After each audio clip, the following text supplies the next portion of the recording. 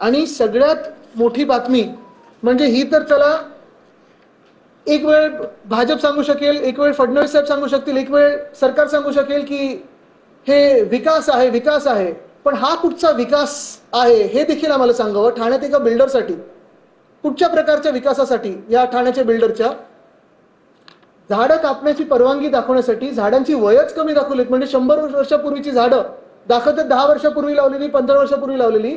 ह्या पर्यावरण खात्यात देखील हे कोण घोळ करत आहे? मंत्री महोदयांना कोण फसवत आहे का? ही जी संस्था आहे त्याच्यावर काही चुकीच्या परवानग्या येत आहेत का? ह्याच्यावर क्रिमिनल केस होणार आहे का ह्या बिल्डरवर? हा कुठच्या प्रकारचा विकास आहे याचं देखील उत्तर आम्हाला द्यायला पाहिजे. कारण आम्ही जसं आज ही इथे पत्रकार परिषद केली, कदाचित केंद्रीय जे पर्यावरण मंत्री तिथे जाऊन देखील दिल्लीमध्ये त्यांना भेटायची गरज असेल तर त्यांना भेटू आम्ही. पण हा सगळा जो भ्रष्टाचार चाललेला आहे आणि महाराष्ट्राचा विनाश करतायत हे सरकार, राष्ट्रपती पण जाऊ आम्ही, पण महाराष्ट्राचा विनाश आम्ही होऊ देणार नाही. आता तुम्हाला ठरवायचं जे सरकार आपण डोक्यावर बसवलेलं आहे ते विकासाच्या हिताचं आहे की विनाशाच्या हिताचं, हे तुम्ही ठरवायचं. त्याच्यावर येतो ना मी.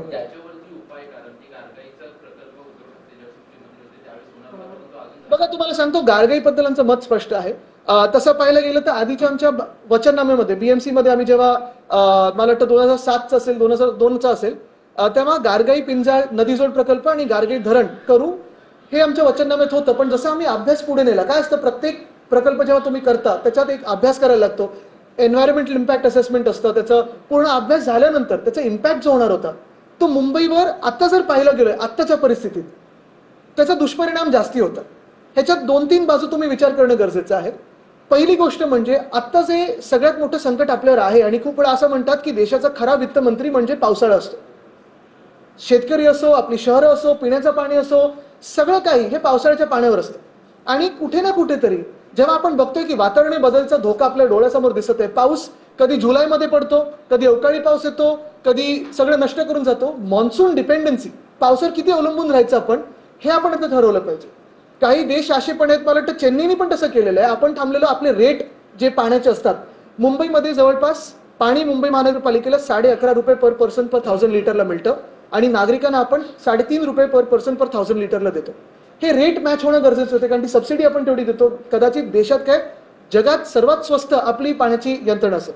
पण हे होत असताना डिसॅलिनेशन मधून कमी पैशांमध्ये साधारण 1000-2000 कोटीमध्ये एक सुद्धा झाड न कापता 25 एकरचा जो प्लॉट आम्ही सरकारने बीएमसीला दिला होता तिथे 2-2.5 वर्षामध्ये डिसॅलिनेशनचा प्रकल्प उभा राहिला असता आणि 450 MLD के 600 MLD वर एक्सपेन्शनेबल आहे. वीज पण तुम्हाला बाजूने मिळू शकते तिथे टर्बाईन रन करताना. पण हे रद्द करून एजन्सीनी गारगाईमध्ये हात घातला. कारण गारगाई ज्याच्यासाठी आम्ही रद्द केला 5.5 लाख किंवा 5-5.5 लाख झाडांची कत्तल, एक फॉरेस्ट आउटलेट आहे, एंडेंजर्ड स्पीशीज आहे ते नष्ट होणार, तिकडची सगळी स्थानिक जी आदिवासी गाव असतील ती उद्ध्वस्त होणार. आणि हे सगळं करून मॉन्सून डिपेंडंट आपण राहतोच आहे, पावसाळ्यावर अवलंबून आपण राहतोच आहे. मग फायदा होतोय का मुंबईचा? बरं धरण बांधायला तुम्हाला किती वर्ष लागणार? कमीत कमी पुढची 7-8-9 वर्ष लागणार. नदी जोड प्रकल्पाला जर गारगाई पिंजाळ नदी जोडाचा प्रकल्प केला तर तेही लागणार. पाईपलाईन तिथून टाकून 450 MLD विरुद्ध इथे 1000-2000 कोटीमध्ये इथे कमीत कमी 70 ते 80,000 कोटी जातील. बघा जसं मेट्रो 3 मध्ये 23,000 कोटीला यांनी सुरुवात केली होती, आता 50,000 कोटीच्या पुढे गेला असेल प्रकल्प. हे कॉन्ट्रॅक्टरसाठी धोरण आहे, मुंबईसाठी नाही.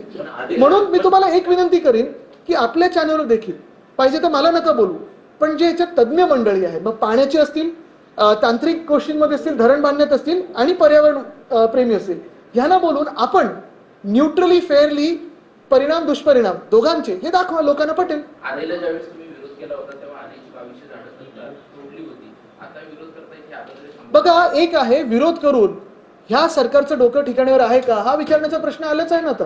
कारण महाराष्ट्राचं वाळवंट करून मिळणार का आपल्याला? मतदारसंघासहित एकंदरीतच मुंबईत आता सध्या पाणी टंचाई झालं, हो विशेषतः 15 दिवसामध्ये झालेलं प्रकरण आहे. यामागे कुणी अदृश्य शक्ती काम करते का? नेमकं पाणी पितंय कोण? बघा तुम्हाला सांगतो आता हाच प्रश्न अनेक बिल्डिंग विचारतात, अनेक